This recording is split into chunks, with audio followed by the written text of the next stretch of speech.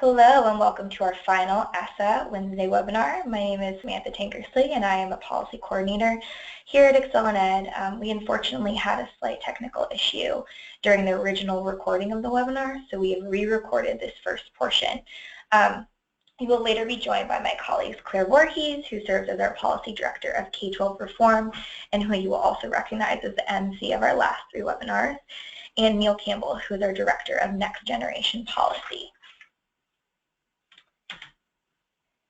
So during our last three webinars, we took a deep dive into the meat and potatoes of the law, and what we say is the dinner, and now we're offering you the dessert, meaning we'll be talking through new and existing opportunities within the law. We'll begin by talking through using federal funds to support state innovations, then walk through different pilot opportunities, and end with some action items of what states can do right now.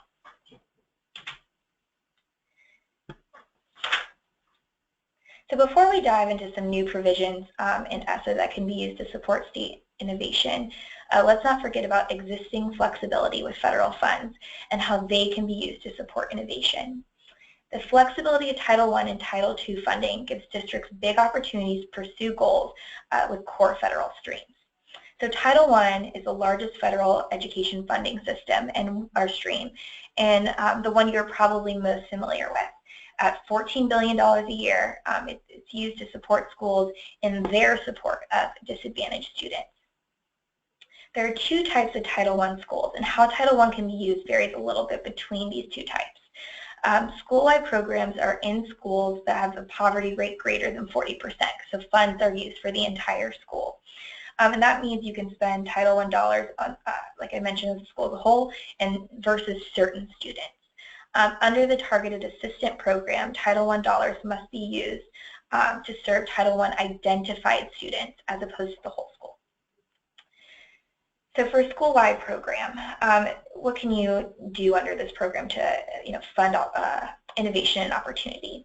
So different options include increased learning time, supporting an accelerated program or curriculum, including advanced courses, and to train teachers for better use of student data and how to protect student data.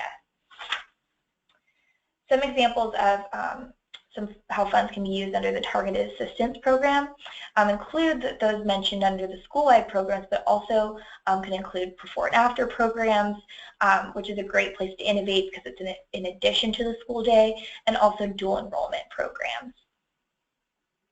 So Title II is the main federal funding stream for teachers, principals, and school leaders at over $2.5 billion. Title II has few required uses and lots of permissible uses of funds, and generally most of the dollars flow as a block grant to the states, and in turn states subgrant a majority of funds to the districts. Districts have flexibility on how they will spend these funds as long as they serve teachers, principals, and students. So how can states and districts use these funds to promote innovation? One option is the creation and expansion of a blended learning program and the supports that go along with that implementation. Also, along with innovation and technology comes concerns on how schools, teachers, and districts are using and protecting student data. So it's important to know that you can use these funds to help train teachers on best practices in regards to student data privacy. So now we're moving on to a new provision of the law. This new provision that serves as a major level for opportunity is the Direct Student Services provision, which provides states with an opportunity to use choice and other student services to spur improvement in districts with the lowest performing schools. So states may choose to reserve up to 3% of their Title I funds to award competitive grants to districts for the purpose of, you guessed it, providing direct student services. Most of Title I flows through the states directly to districts, so this allows states the opportunity to hold back an additional 3% and use it as a lever to fund state-determined priorities as opposed to just giving that money to districts and districts determining priorities. So on that note, to receive funds, districts must apply to the state. 99% of these funds must be distributed to districts, and awards must go to districts serving the highest numbers of schools identified for comprehensive and targeted support and improvement, which we talked about in our last webinar. But as I mentioned, the state can use the application process to create incentives to use direct student services to fund certain priorities, and the state does not have to award funds to every applicant. So what priorities can this provision support? Some examples include credit recovery, AP IB courses, dual credit courses, career and technical education, also tutoring and transportation for transfer to higher performing public schools, so supporting public school choice and course access. So one of the policies I mentioned that we focus on at ExcelinEd that can be expanded and supported under the direct student services provision is course access. So course access is a state-level program that provides students with expanded course offerings across learning environments from diverse, accountable providers. So what does that mean? By expanding both course providers and thus course options, course access can offer students flexibility, broader curricular programs, and alternatives that meet their unique interests and their needs, and what really inspires them and what they're passionate about. Providers can include school districts, communities, colleges, statewide virtual schools, and even groups of teachers. Courses can be delivered through a variety of mediums, online, face-to-face, or a blended version of both. In order to ensure course quality, providers must go through a vetting process conducted by the state on the front end. Funding for programs is also partially based on course completion and to ensure that students are actually completing these courses that they're enrolling in. And providers are subject to continuous monitoring to ensure high quality throughout their existence. So what are some examples of course access in action? One example is Guthrie Common School District in West Texas. Guthrie is a very rural district with only around 100 students. So district leadership found that their students were at a disadvantage going to university because they were unable to afford a foreign language teacher. Guthrie partnered with Rosetta Stone to develop their own set of foreign language courses that they could offer to their district and surrounding districts through the Texas Virtual School Network. Last year, they had 850 students enrolled in those foreign language courses, and they're the largest provider in the Texas Virtual School Network, which is awesome. Another example is the Ascension Parish in Louisiana. Louisiana has put a lot of emphasis around career and technical education as a part of their course access program. So Ascension Parish partnered with local industry certification providers to offer courses to their students.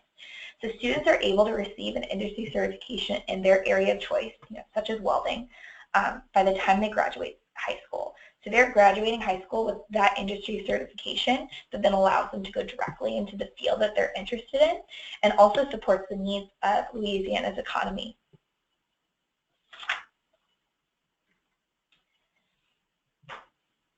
Now moving on to another new provision in the law, which is the Student Support and Academic Enrichment Grant. So this is new, but also will be a little bit familiar because under ESSA, Congress combined 40 or 50 discrete programs existing under prior authorizations of the law into one large block grant that will be automatically distributed to every state. So the block grant is authorized at $1.6 billion, but the programs pursuing similar goals that were rolled up into this block grant only received an appropriation of $400 million in fiscal year 2016. So huge difference. So to give you an example, if fully funded at $1.6 billion, allotments would range in a state like Wyoming, about $3.7 million, and in a state like California, $188 million, a large amount. But if funded closer to the $400 million that it was in fiscal year 2016, allotments would range about $1 million for a state like Wyoming to $47.2 million in a state like California. So very large differences in those two numbers, obviously. So under this provision, districts must fund activities in 3 categories: well-rounded educational opportunities, safe and healthy students, and effective use of technology. So while most of the authority of how this money is spent lies with districts, districts are required, states can also use how this money is dispersed to kind of determine their priorities, and I'll get into that in just a second. So for well-rounded educational opportunities and safe and healthy students, at least 20% of funding, at least as a floor, must be allotted to each of these. So 20% minimum for well-rounded, 20% minimum for safe and healthy students. For the effective use of technology, there's a ceiling of 15% for infrastructure costs. So you can't spend more on that than 15%. So what can states do? How can states leverage this money? And then what can districts do? Because obviously this is meant for district use, but states can also kind of use provision within the law to fund their own priorities. So districts who receive over 30,000 must actually submit an application to the state. So this is where states get slight control over what is funded here. So the district must submit the application to the state describing the programs and the activities they will carry out, and the districts must also conduct a needs assessment every 3 years. So the application process provides states the opportunity to direct funds towards their state-determined priorities within the 3 categories previously described. So what could states use this money for? So they could promote college and career and readiness initiatives. So they can use the block grant to support participation in AP courses, IB courses, career and technical education, STEM, foreign languages, etc. They must, or in course access, the program we previously discussed. They also can encourage districts to use the funds to promote digital learning, including blended learning programs and distance learning. So how can districts then use this? Districts can increase access to high-quality STEM classes, accelerating learning courses, fund professional learning opportunities for teachers on technology uses, build technological infrastructure in that 50% range, and expand digital and blended learning programs. So that concludes this portion of our webinar. I'm going to actually turn it over to Claire and Neil. Please feel free to contact us if you have any questions on this portion. Thank you so much.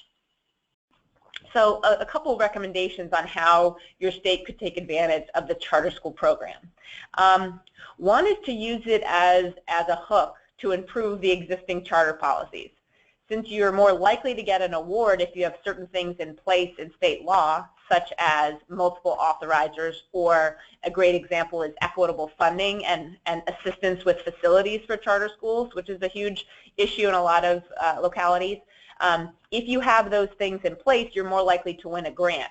So if you're talking to legislators or other decision makers, you may say, if we make these changes in state law, we can get an extra boost from the federal.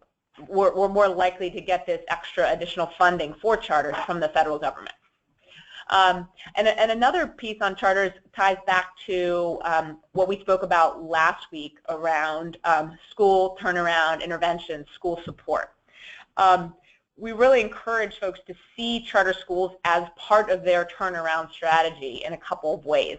Once you've identified, use your accountability system to identify those low-performing schools or those districts with lots of low-performing schools in them. Think about charters or charter operators as a way to help. One thing you could do is, as we mentioned last week, you can eventually, you can shut down a school and reopen it as a charter. That's been effective in a number of states in the past. We're hoping that states look at it under this new law. And another option is, in a district with a lot of low-performing schools, open a new charter, attract a new charter to serve that community and make sure the kids in that low-performing school have priority and get a place in that new high-performing charters.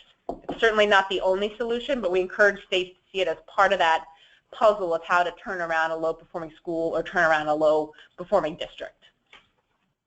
So I'll pass it back to Neil. Since we're going back into the innovation world, I'll pass it back to Neil for a moment. Exciting. Back to education, innovation, and research. So a new name, I don't know if it's actually going to wind up being EIR, but this is very closely modeled off of a program that was established in the Recovery Act, the Investing in Innovation program. So it's another competitive grant program built on the principle of there are larger grants and awards available for more and better evidence of success. So the rigor and scope of evidence available will make entities available for larger awards in this program. So each program would, so the eligible entities here would be school districts, states, consortia of such, and they can partner with nonprofits or even for-profit entities to build out and scale innovations that have this evidence of success. So for states that have had particular programs that may be regionally successful and showing great promise, this can be a path to think about how to bring them statewide. That it could be a state partnering with you know, a nonprofit or a university that has an effective program in one area and a way to jumpstart its scaling across the state. So if there are those opportunities there, you know, thinking now about what research and evaluation could be done to create the evidence that would allow for these to be eligible for these federal grants. You know, obviously there are cycles of how long it will take to generate said evidence, but the earlier you start thinking about documenting the success of programs that are showing promise, the sooner those entities would be eligible to apply for these types of grants. So in the statute in ESSA, the one big change from, or one of the big changes from I-3 is that I-3 had, there were kind of statutory priorities associated with it that were kind of the 4 assurances within the Recovery Act. So that was around implementing, you know, high college and career ready standards and assessments, effective teachers, around school turnaround, and then around having high quality state data systems. And so those were applicants had to apply under one of those sort of absolute priorities. So those aren't, there are not similar statutorily defined priorities in this. So they're, you know, depending on what the priorities are of the next administration, there could be a range of new absolute priorities that applicants would have to apply under. There have been in the I-3 program, in subsequent after the Recovery Act iterations of it, there have been additional priorities around things like STEM education. There's one around increasing equity that is in the kind of current iteration of that. So there will, I'm sure, be a range of priorities that are identified when this competition is actually run in future fiscal years. Cool. And any questions on that before we're shifting now to part 2 of the webinar, and that's on the pilot opportunities. 2 really interesting pilot opportunities in ESSA that we're going to encourage states to explore, and you should do the same, we think. But just to, and there is the innovative assessment pilot, which we've spoken about before. We want to dig into a little bit more deeply today, and the weighted student funding pilot. But before, there's one thing is worth clarifying here about just what we mean by pilot opportunities. And under federal law, what that means in this case is that if a state, they're completely voluntary. If a state or a district decides to participate in a pilot, they apply. If they meet a certain bar, they get certain flexibilities from the law. They get to experiment in certain ways that wouldn't otherwise be allowed under the law. In exchange, they have to do or show some things and report things. We'll get into those details. But one important thing to clarify is that there is not additional federal funding that comes with these.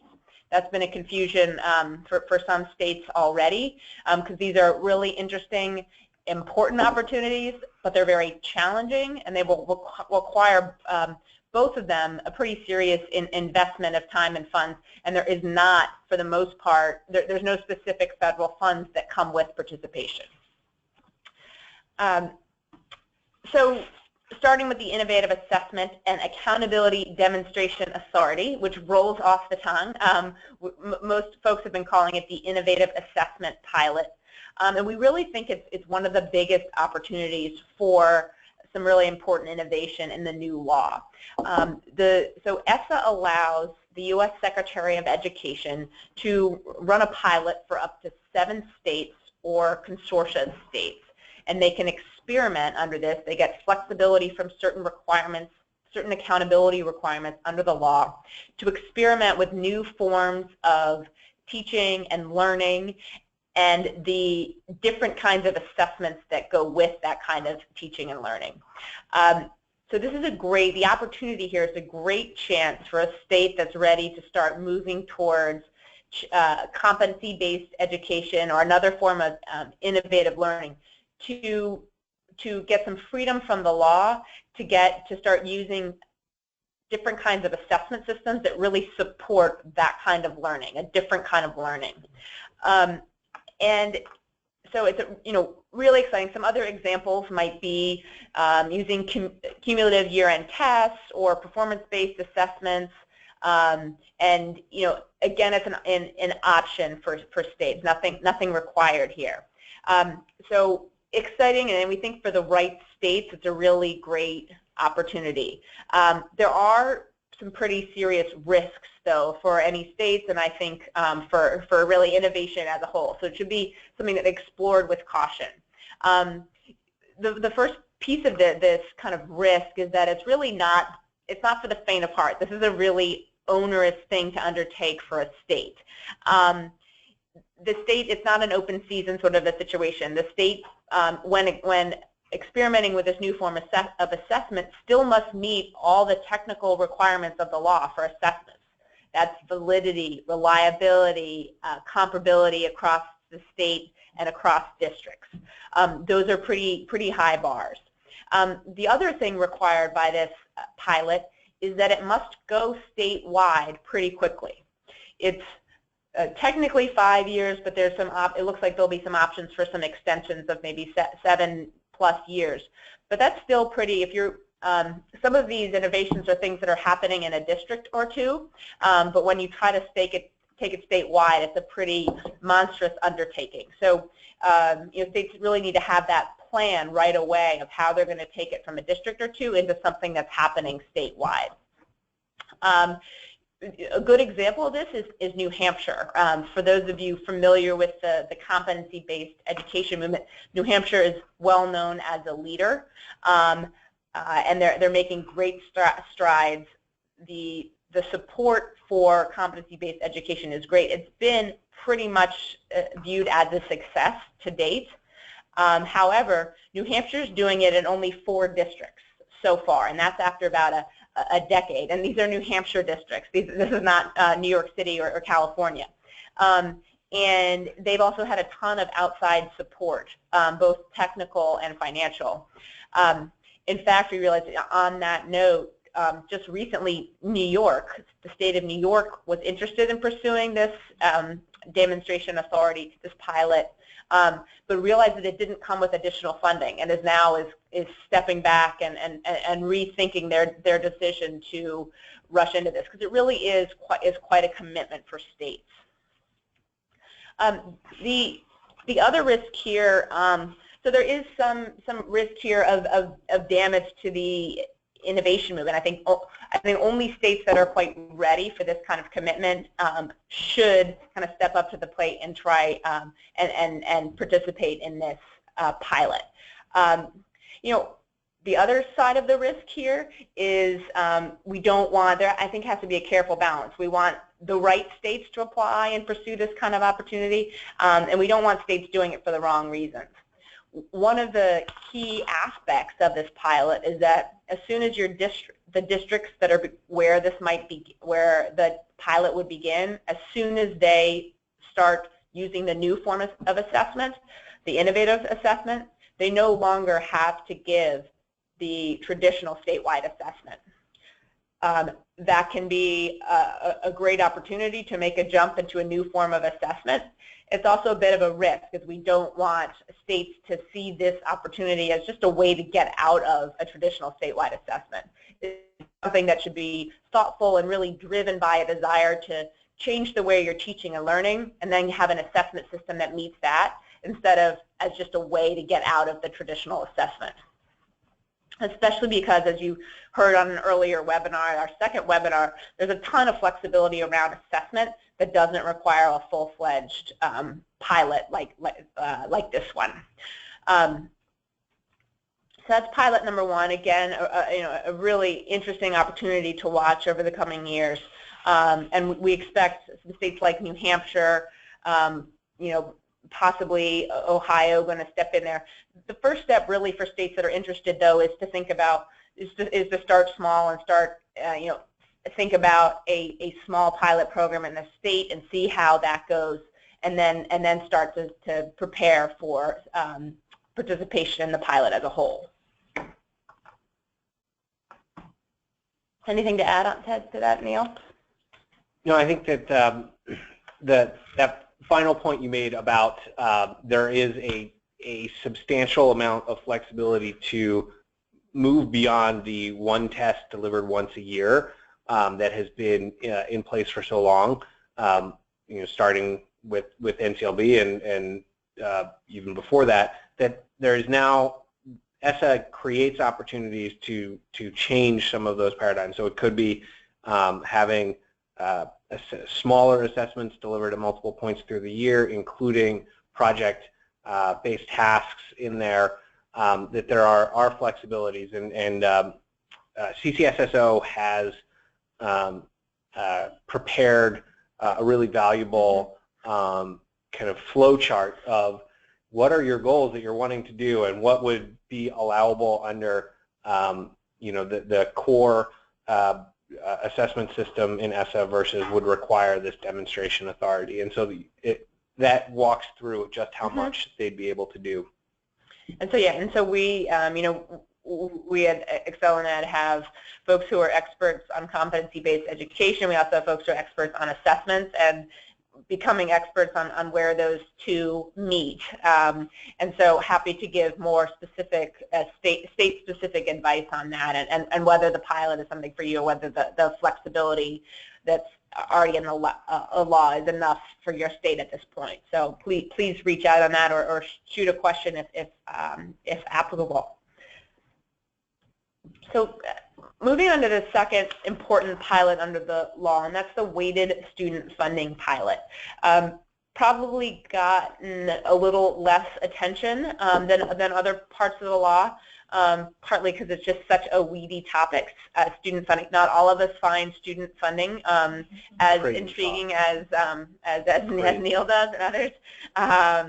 But an important opportunity nonetheless. And it does require some background here for those who aren't as familiar with student funding. Today, most districts distribute funds, and I should say that this is a pilot for districts. It's not for states, but it requires a bit of background. Today, most districts, when they're distributing funds to schools, distribute it by program stream. So schools receive their allotment of Title I, of Title II, of Title III, federal funds, and then a bunch of different state programmatic funds. So they get all these chunks of funds that all have different purpose and different uses and have to be tracked in different ways. Some districts, some innovative districts do, some forward-leaning districts do combine their state and federal, their state and local funds into a single pool and distribute that through a single formula.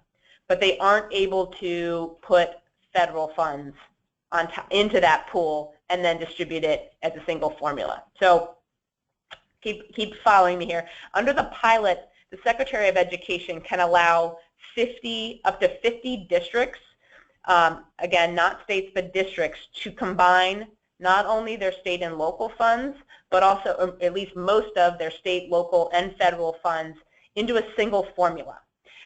what that means, based on student enrollment. So it's not based on the buildings or programs or teachers in your school.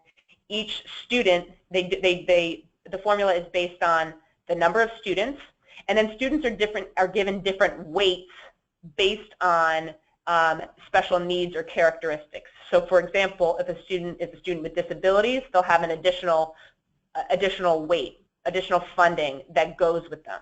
If a student is an English language learner, they'd have also additional funding, or low income.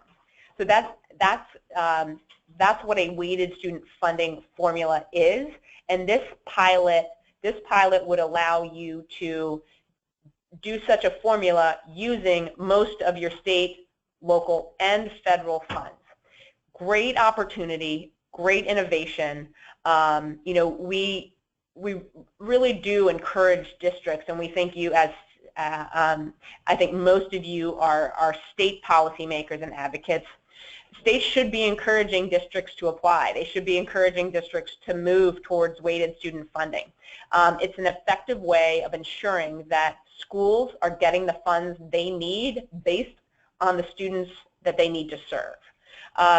It also gives more authority to principals, so they're not worried about where dollar A comes from and what program it needs to be used. That gives them a lot more authority to distribute, to use funds as they see fit for the students in their schools. And it also paves the way for further portability of funds, so that if a student choose the school of his or her choice and have the funds follow them there. Again, that's not what is allowed yet under this pilot, but it takes an important step towards there by getting the funding systems in place required to do that kind of school choice. Our sense is that this pilot could begin as early as the 2017-18 school years. But I do think states should be encouraging their districts to apply, but also prepared to offer a ton of technical support to their districts. And you as advocates or policymakers, that support will be needed for a few reasons. One is that the formula that states develop under this pilot, in order to get approval from the department to participate in the pilot, their formula must cover a significant portion of their federal, state, and local funds. In other words, that pool of money that they pull together, it has to be a significant part of all the funds. They can't just do this weighted student funding formula with a small portion of the funds that they're receiving. It also must provide substantially more funding to disadvantaged students. So those weights, the way that the district weights the funding has to make sure that students with those special needs, disadvantaged students, get substantially more funding than students without those special needs.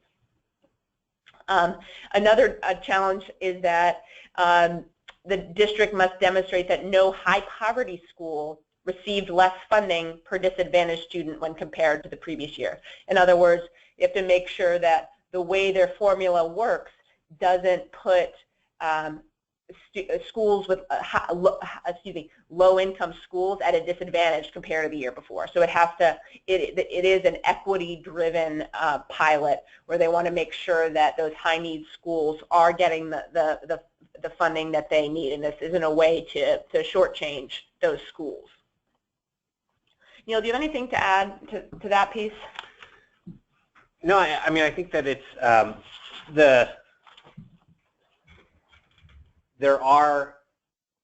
this is a great pilot to really make sure that resources are following kids based on who kids are and what their needs are. But even if a district is not pursuing this pilot opportunity, there are allowances in ESSA where that enable combinations of funding at the school level. So it's there are opportunities to not think in programmatic silos that already exist. And so that's something that is underutilized, and I think that's a sort of cascading fear of things like audit findings. And so as you're talking with districts, it can be helpful to ask them how they make those decisions and how those funding allocations and spending decisions are made, and if they are done in these sort of federal program silos, because it doesn't have to be that way. And many districts will say that that is because of their fear of what a state education agency will tell them, and the state education agency may say that it's a fear of what their audit may show. And so these are things that are in the law, so we just encourage posing that question to take advantage of what is allowed. Mm-hmm. Absolutely, yeah. Pose that question to your states, and states should not be afraid to pose those questions to the federal government, because a lot of these, there certainly are plenty of restrictions in federal law, but there's also, those are in some places overblown or misinterpreted or just reinterpreted over the years, so they cause so much confusion that it's paralyzing to folks further down the chain. So you know, when in doubt, ask. When in doubt, don't not do anything. But there's, you know, again, plenty of to be more innovative. There's more than there was in the past, and we really want to start to encourage folks to shift. Of course, keep thinking about the accountability pieces of this law. That is really the heart of the law, the main course of this law. But there's so much states can do with this new federal law. Some of it new, some of it existing, and to really think about you know, how they can take advantage of it. So turning to our last piece here is what states can do right now. We find this is helpful because you get all this information, and so before we send you on your Memorial Day weekend, what the heck do I do with all this information? And the first, just to really simplify it, is identify the priorities and sources of federal support. So what are the innovations that you think would be valuable in your state to better serve your kids? Accountability system, that's going to be going on, but what other pieces, how do we serve kids better? And is it course access? Is it some more personalized learning? Is it access to new courses through course access or some other form? And then do some studying. Ask advocates, ask us, what are the sources of support? Do we need to participate in a pilot? How would that help us? What can we do with this new funding stream? What can we do with this new large block grant? How can we work with, as a state, how can we work with districts to encourage them to use those funds in certain ways? How can we use direct student services to serve not only our lowest performing schools, but to better serve all kids in our state? And once you've identified that as a state, start coalition building. Just like with the accountability piece of this, begin building a support system. Well, who the other advocates are there? Is the business community, the civil rights community, legislators, governor's offices? This should be an area, accountability tends to cause conflict. This is an area that should bring everyone together. Few people are against innovation. And so we really encourage you to build that big coalition for pursuing some of these goals. Everyone loves dessert. Yeah, whether you admit it or not, everyone loves dessert. And then start asking questions. You know, obviously it's going to depend on who you are, what player you are within the state system. But if some of this is new to you, does your state have paths to make supplemental courses widely available? How can we, if you don't have a course access program, how can you start to get there? What federal pieces are in place to help you get there? Are there districts, regional service centers, or harbor masters who can help develop or scale blended or personalized learning programs? How can you use the new block grant to help put the infrastructure in place or increase access to the technology that you need in order to give access to those supplemental courses if they are online courses, or to make personalized learning possible? And are there districts in your state interested in pursuing or leading on some of these pilots? Whether it's the weighted student funding pilot or the assessment pilot, it really has to start with the district and build from there. So identify those leading districts, those great district leaders, and you know, build from there. That's where a lot of these things don't have to happen statewide right away. It's a great place to start. Two questions. So one is on the waiting student funding pilot, and this might be to be determined, but do we know what criteria will be used to evaluate proposals for the funding pilot? Yeah, I mean, some of them were, yeah, I mean, a whole bunch of requirements which we can run through, and we don't know the specific. There's actually a lot laid out in the law. Many of them relate to how, you know, how much of your funds will be run through the formula, whether you will be giving substantial funding, and various other related criteria, and how you're serving your high poverty schools. There's a number of requirements in the law that you have to meet, but then the details will be worked out in guidance or application process once the Department of Education embarks on that. So there's actually plenty of detail in the law, but a lot more detail will come out through the department and how to interpret the law and what they prioritize. Okay, perfect. And then one general question that just kind of relates to this as a whole. Is there any set aside for principal leadership training that we know of? And we can get back to them if I'm not sure. I don't think there is a programmatic set aside there. It would be within Title II, has, so ESEA Title II, and we can look up where definitely allowable use of funds at both the state and local level to develop and improve and invest in principal training and development. Okay. Yeah, so yeah, absolutely allowable. Not, I don't believe there's not some specific set aside for it, but there's freedom in Title II to use to that. But happy to follow up with some more detail there as needed. Okay. Nope, that's it. We're good. Great. Anything? Any closing remarks?